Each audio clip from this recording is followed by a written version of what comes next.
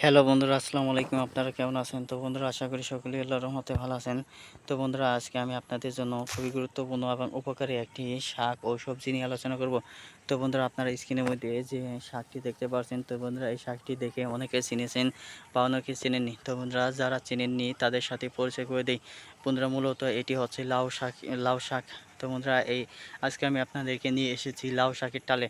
তো বন্ধুরা, আপনারা কীভাবে লাউ শাক রোপণ করবেন এবং কি লাউ শাক খেলে আপনাদের কেমন উপকার হবে তা আপনারা জানতে পারবেন এই ভিডিওটির মধ্যে। তো বন্ধুরা, এই যে লাউ শাক দেখতে পাচ্ছেন, এই লাউ শাক যদি খান তাহলে বন্ধুরা আপনাদের বিভিন্ন ধরনের ভিটামিনের অভাব দূর হবে এবং কি বন্ধুরা, এই লাউ শাক যদি আপনারা খেতে পারেন নিয়মিত তাহলে কিন্তু বন্ধুরা, যারা অনেকে পড়াশোনা মনে রাখতে পারতেছেন না বন্ধুরা, আপনাদের স্মৃতিশক্তি দুর্বল। তো বন্ধুরা, স্মৃতিশক্তি দুর্বল থাকার কারণে বন্ধুরা আপনারা কিন্তু পড়াশোনায় পিছিয়ে যাচ্ছেন এবং কি অনেকে অনেক কথা মনে রাখতে পারছেন না।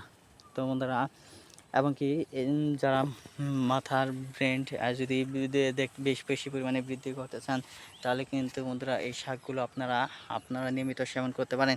যদি বন্ধুরা এই শাকগুলো নিয়মিত সেবন করেন তাহলে কিন্তু বন্ধুরা আপনাদের স্মৃতিশক্তি দ্বিগুণ বৃদ্ধি পাবে। তো বন্ধুরা, এই লাউ গাছে কিন্তু বন্ধুরা কিছুদিন পর লাউ আসবে।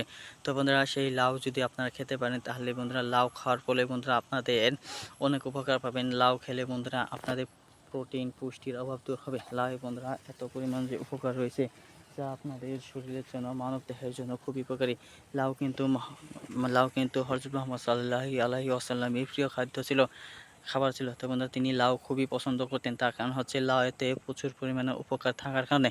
তো বন্ধুরা, আপনারা এই লাউ যদি রোপণ করতে পারেন তাহলে কিন্তু বন্ধুরা আপনারা লাউ রোপণ করার মাধ্যমে আপনারা বছরে লক্ষ লক্ষ হাজার হাজার টাকা সহজে ইনকাম করতে পারবেন। ধন্যবাদ আপনাদেরকে।